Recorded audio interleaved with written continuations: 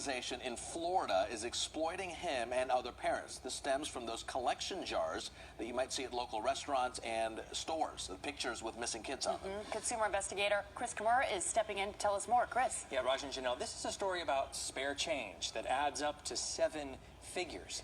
It's also a story about a charity that uses kids' pictures without asking.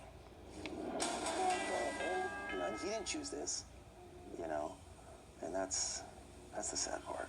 Adoni Petroutzis is missing, yet his father can tell you where he is. I think he's in a suburb of Athens. Greece. Adoni's mom, who's Greek, took him to Athens in 2010 and never came home. She just kept him there. So imagine George's surprise when he stopped at this Palo Alto gas station and saw Adoni's picture on a donation jar. My first reaction is to rip it out and, take it with me. This is ridiculous. George had given Adoni's photo to the government-backed National Center for Missing and Exploited Children, but not the group on the canister, Child Watch. Child Watch is a charity that says it helps rescue missing children, which is supposed to include free investigative services and poster distribution for families of missing kids, as well as money for travel expenses. It's based in a house near Orlando, Florida. By phone, founder Don Wood confirmed that Child Watch copied the photo from the National Center and put it on donation jars without asking. Why did you choose to use Andoni's picture without his father's permission? Without his father's permission, there's no reason. We just chose a photo that we thought had some potential for some success. As in fundraising to make money? No, as in trying to find him. But Child Watch didn't take any additional steps to find Adoni. How much money did you get from Child Watch? None. How much did they investigate on your behalf? None. And how many posters did they print with your son's picture on it to help find him? None. Child Watch eventually removed Adoni's photo, but only Adoni's photo. Are you using somebody else's photograph instead without their permission? Yes. He certainly didn't secure authorization from me to do this. Charles Ferrao has 2 missing kids, Henry and Helena, taken to Africa by their mom. He learned from us that his son's picture was plastered on a donation jar. I was reviled from seeing that photograph. We found Henry's face in San Jose, collecting cash that did not go to his dad. How much financial support did you receive from Child Watch? None. How much investigative services did they do for you? None.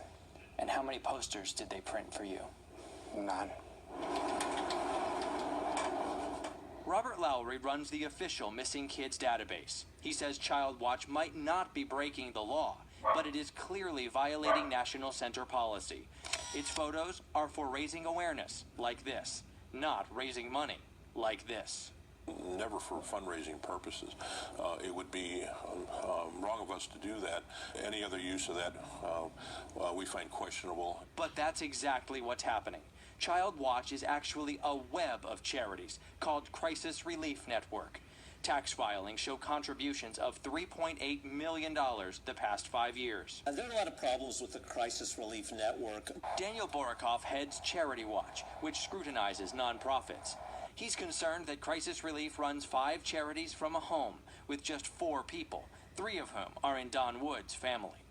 Borokoff also red flags its tax returns. For example, hundreds of thousands of dollars in fundraising expenses, including telemarketers, labeled awareness campaign.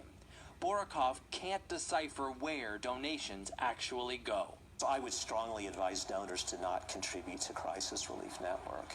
Don Wood insists his accounting is sound. He put us in touch with 2 parents of missing kids. One said he received a couple grand. The other got $1,800. Charles Ferrao wonders where the rest of the $3.8 million went and how much of it Don Wood collected using his son's photo. You should absolutely stop. This is pure exploitation. One thing will stop. Midway through our investigation, Crisis Relief told us it will no longer use kids' photos without permission. In hindsight now, and after this situation, we will change our policy. However, it will continue collecting money. George says don't donate on an impulse. Do research. Nobody says you have to give right then and there. Charles wants law enforcement to investigate Crisis Relief Network They'll see the exploitation for what it is. and stop it. Shut it down. Shut it down. In response to our questions, Crisis Relief Network has downplayed its scale. Yet it acknowledges placing 1,200 of those donation jars in 3 of the country's most populated states. Do you have a tip? We investigate. Call 888-996-TIPS or visit NBCBayArea.com/response. Raj and Janelle? Okay, very interesting. Thank you, Chris.